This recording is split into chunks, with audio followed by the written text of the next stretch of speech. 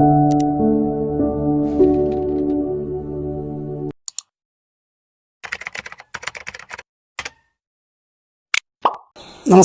PK മീഡിയയുടെ stories ചാനലിൽ ഒരു പുതിയ വീഡിയോയിലേക്ക് അവർക്കും ഹൃദ്യമായ സ്വാഗതം. വായില്ലാക്കുന്നിലപ്പൻ അഥവാ വായില്ലാങ്കുന്നപ്പൻ്റെ കഥയാണ് ഈ വീഡിയോയിലൂടെ നിങ്ങളുടെ മുമ്പിൽ അവതരിപ്പിക്കുന്നത്. കേരളത്തിലെമ്പാടും പ്രചാരമുള്ള ഒരു ഐതിഹ്യമാണ് പറയിപെറ്റ പന്തിരുകുലം. പറയിപെറ്റ പന്തിരുകുലത്തിലെ അവസാനത്തെ അംഗമാണ് വായില്ലാക്കുന്നിലപ്പൻ. വായില്ലാക്കുന്നിലപ്പൻ്റെ കഥ ഇപ്രകാരമാണ്. മധ്യപ്രദേശിലെ ഉജ്ജയിനിലെ ഗുപ്തരാജാവായിരുന്നു വിക്രമാദിത്യൻ. ഭദ്രകാളിയുടെ ആരാധകനും ധൈര്യശാലിയുമായിരുന്നു വിക്രമാദിത്യൻ. വിക്രമാദിത്യന് സമാനതകളില്ലാത്ത ഒരു പണ്ഡിത സദസ്സുണ്ടായിരുന്നു. നവരത്നങ്ങൾ എന്നാണ് അവിടുത്തെ പണ്ഡിത സദസ്സ് അറിയപ്പെട്ടിരുന്നത്. വരരുചി, അമരസിംഹൻ, ധന്വന്തരി, ഘടകർപ്പരൻ, കാളിദാസൻ, ക്ഷപണകൻ, ശംഖു, വരാഹമിഹിരൻ, വേതാളഭട്ടൻ എന്നിവരായിരുന്നു വിക്രമാദിത്യ സദസ്സിലുണ്ടായിരുന്ന നവരത്നങ്ങൾ. വിക്രമാദിത്യ സദസ്സിലെ പ്രഥമൻ ബ്രാഹ്മണ ശ്രേഷ്ഠനായ വരരുചിയായിരുന്നു. ശാസ്ത്രത്തിലും പുരാണത്തിലും വരരുചിക്ക് അഗാധമായ പാണ്ഡിത്യമുണ്ടായിരുന്നു. ജ്യോതിശാസ്ത്രത്തിലെ വാക്യപരൽപ്പേരുകളുടെ കർത്താവാണ് വരരുചി. വിദ്വാനായിരുന്ന ഗോവിന്ദസ്വാമിയുടെ മകനാണ് വരരുചി. AD 3-ാം നൂറ്റാണ്ടിൽ ഭാരതപ്പുഴയുടെ തീരങ്ങളിലായിരുന്നു വരരുചിയുടെ ജനനം എന്നാണ് ഐതിഹ്യങ്ങൾ പറയുന്നത്. ഒരു യാത്രക്കിടയിൽ വരരുചി അന്യജാതിയിൽപ്പെട്ട സ്ത്രീ വിവാഹം കഴിക്കുമെന്ന വനദുർഗമാരുടെ ഭാവി പ്രവചനം ബ്രാഹ്മണനായ വരരുചിയെ വല്ലാതെ അസ്വസ്ഥനാക്കി. ഈശ്വര നിയോഗം പോലെ പിന്നീട് വരരുചി പറയ സ്ത്രീയെ വിവാഹം കഴിക്കേണ്ടി വരികയും സമുദായത്തിൽ നിന്ന് സ്വയം ഭ്രഷ്ട് കൽപ്പിച്ച് പാപപരിഹാരാർത്ഥം തീർത്ഥയാത്രകൾക്ക് പുറപ്പെടുകയും ചെയ്തു. ആ യാത്രകളിൽ വരരുചിക്കും പത്നിക്കും ജനിച്ച 12 കുട്ടികളാണ് പിന്നീട് ചിരപ്രതിഷ്ഠ നേടിയ പറയിപെറ്റ പന്തിരുകുലം എന്നറിയപ്പെടുന്നത്. ഈ യാത്രക്കിടയിൽ വരരുചിയുടെ ഭാര്യ ആദ്യ പ്രാവശ്യം ഗർഭിണിയാവുകയും ഒരു കുട്ടിയെ പ്രസവിക്കുകയും ചെയ്തു. ഈ വിവരമറിഞ്ഞ വരരുചി കുട്ടിക്ക് വായുണ്ടോ എന്ന് അന്വേഷിക്കുകയും ഭാര്യ പഞ്ചമി ഉണ്ട് എന്ന് മറുപടി നൽകുകയും ചെയ്തു. എന്നാൽ കുട്ടിയെ അവിടെ ഉപേക്ഷിച്ചിട്ട് പോകാം എന്നായിരുന്നു വരരുചിയുടെ നിർദ്ദേശം.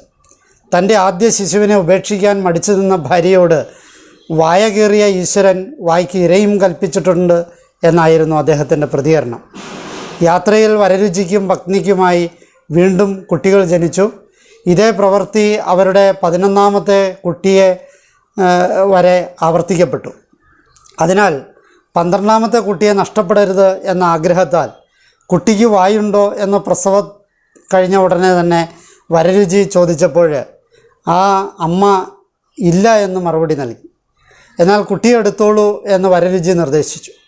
വരരുചിയുടെ പത്നിയുടെ പാതിവൃത്യത്തിൻ്റെ ശക്തി കാരണം ആ കുഞ്ഞിൻ്റെ വായ ഉടനെ തന്നെ അടഞ്ഞുപോയി എന്നാണ് പറയപ്പെടുന്നത്. വായില്ലാത്ത കുഞ്ഞിനെ ദൈവം രക്ഷിക്കും എന്ന് മറുപടി പറഞ്ഞ വരരുചി ആ കുട്ടിയെ ഒരു മലമുകളിൽ പ്രതിഷ്ഠിച്ച ശേഷം പത്നിയെ ബലമായി പിടിച്ചുകൊണ്ട് വീണ്ടും യാത്ര തുടർന്നു എന്നാണ് ഐതിഹ്യം. വായില്ലാത്തവനായി തീർന്ന ഈ പുത്രൻ പിന്നീട് വായില്ലാക്കുന്നിലപ്പൻ എന്നറിയപ്പെടുകയും ചെയ്തു.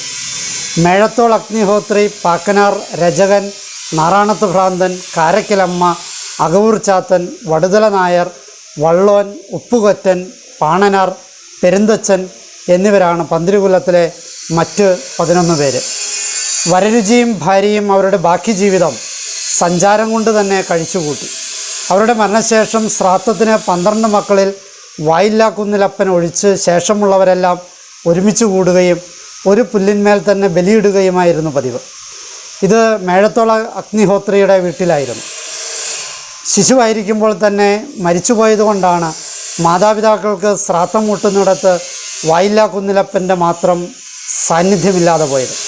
പന്തിരുകുലത്തിലെ പിന്മുറക്കാർ ഇല്ലാത്തത് വായില്ലാക്കുന്നിലപ്പന് മാത്രമാണ്. സാഹചര്യങ്ങളെ വെച്ചുകൊണ്ട് കഥയ്ക്ക് മറ്റൊരു പതിപ്പും പറയുന്നുണ്ട്. ജനിച്ചപ്പോൾ വായുണ്ടായിരുന്ന കുട്ടിയാണ് കുറച്ച് സമയം കഴിഞ്ഞപ്പോൾ വായില്ലാതായി തീർന്നത്. എങ്ങനെ വായില്ലാതായി തീർന്നു എന്നൊരു ചോദ്യം ഇവിടെ പ്രസക്തമാണ്. വരരുചി തന്നെയാണ് ആ കുഞ്ഞിൻ്റെ വായില്ലാതാക്കിയത് എന്നാണ് ഊഹിക്കേണ്ടത്. വായില്ലാതാക്കുക എന്നാൽ ശബ്ദമില്ലാതാക്കുക എന്നർത്ഥം. അതിൻ്റെ അർത്ഥം കൊന്നുകളയുക എന്നുമാകാം. വായില്ല എന്ന് താൻ മുമ്പേ പറഞ്ഞു പോയതുകൊണ്ട് ആ വായടപ്പിക്കലിനെ ചോദ്യം ചെയ്യുവാൻ പറയുകയായ അമ്മയ്ക്ക് അവകാശവുമില്ല. വരരുചി നേരിട്ട് കൊന്നു എന്ന് വിചാരിക്കേണ്ട കാര്യമില്ല. ഒരുപക്ഷെ ആയിരിക്കാം, അല്ലായിരിക്കാം. പ്രത്യക്ഷമായോ പരോക്ഷമായോ വരരുചിയാൽ കൊല്ലപ്പെട്ട ആ കുഞ്ഞിൻ്റെ ജഡത്തെയാണ് വരരുചി മലമുകളിൽ കൊണ്ടുപോയി പ്രതിഷ്ഠിക്കുന്നത് എന്ന് വേണം അനുമാനിക്കാൻ. അചേതന വസ്തുക്കളെ അല്ലാതെ ജീവനുള്ള വസ്തുക്കളെ ആരും പ്രതിഷ്ഠിക്കാറില്ലല്ലോ. പ്രതിഷ്ഠിച്ചു എന്ന വാക്കിൽ തന്നെ ആ കുഞ്ഞ് മരിച്ചിരുന്നു എന്ന് സൂചനയുണ്ട്. വാസ്തവത്തിൽ കുഞ്ഞിൻ്റെ ജഡം കുന്നിന് മുകളിൽ കുഴിച്ചു മൂടുകയും അതിന്മേൽ സ്മാരകമെന്ന നിലയിൽ ഒരു കല്ല് പ്രതിഷ്ഠിക്കുകയുമായിരിക്കണം വരരുചി ചെയ്തിരുന്നത്. ബ്രാഹ്മണൻ പ്രതിഷ്ഠിച്ചതുകൊണ്ട് ആ കല്ലിനെയും ആരാധിക്കാൻ തുടങ്ങിയതും ഒരുപക്ഷെ ആയിരിക്കാം. അപമൃത്യുവിന് ഇരയാകുന്നവർ കാലങ്ങൾ കഴിയുമ്പോൾ ആരാധനാമൂർത്തികളായി അംഗീകരിക്കപ്പെടുന്നതിന് ഐതിഹ്യങ്ങളിൽ നിരവധി ഉദാഹരണങ്ങളുണ്ട്. ഉത്തര കേരളത്തിലെ തെയ്യക്കോലങ്ങളുടെ ഐതിഹ്യം പരിശോധിച്ചാൽ ഇക്കാര്യം വളരെ വ്യക്തമാകും. തൻ്റെ കൈകൊണ്ട് ഒരാൾ കൊല്ലപ്പെട്ടാൽ പ്രേതഭയം കൊണ്ടോ പശ്ചാത്താപം കൊണ്ടോ അവനെ ആരാധനാമൂർത്തിയാക്കി മാറ്റുന്നതും പഴയകാലത്ത് തുടർന്നു വന്നിരുന്ന ഒരു സമ്പ്രദായമാണ്. വരരുചിക്ക് പിറന്ന വായില്ലാത്ത കുഞ്ഞ് വായില്ലാക്കുന്നിലപ്പനായി പരിണമിച്ചതിന് പിന്നിലും ഇത്തരമൊരു പുരാവൃത്തം നമുക്ക് ഊഹിച്ചെടുക്കാവുന്നതാണ്.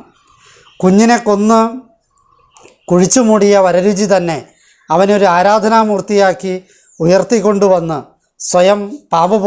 സ്വന്തം പാപബോധത്തെ മറികടക്കുകയായിരിക്കാം ഒരുപക്ഷെ ചെയ്തത്.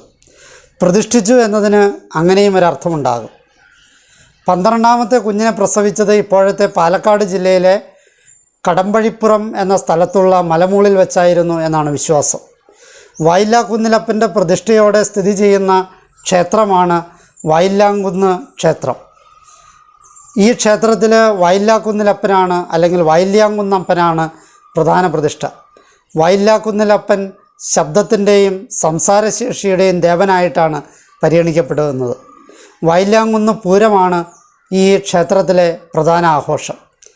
19ാം നൂറ്റാണ്ടിൽ സംസ്കൃത വിദ്യാപീഠം സ്ഥാപിച്ച കണ്ണംകുളങ്ങര കുട്ടിയെഴുത്തച്ഛൻ എന്ന കൃഷ്ണഗുപ്തൻ, കലാമണ്ഡലം മണ്ഡഴി കുട്ടൻ ഭാഗവതർ, വടക്കൻ ചിട്ടയിൽ കിരാതം ആട്ടക്കഥ എഴുതിയ കുതിരവട്ടം സ്വരൂപത്തിലെ ശങ്കരൻ തമ്പാൻ തുടങ്ങിയവരുടെയൊക്കെ ഇഷ്ടദേവനായിരുന്നു വായില്ലാങ്കുന്നിലപ്പൻ എന്നാണ് പറയപ്പെടുന്നത്. ഈ വായില്ലാങ്കുന്നിലപ്പൻ്റെ കഥകൾ ഇഷ്ടപ്പെട്ടു എന്ന് വിചാരിക്കുന്നു. എന്നെ ശ്രവിച്ച നിങ്ങൾക്ക് നന്ദി. നല്ല നമസ്കാരം.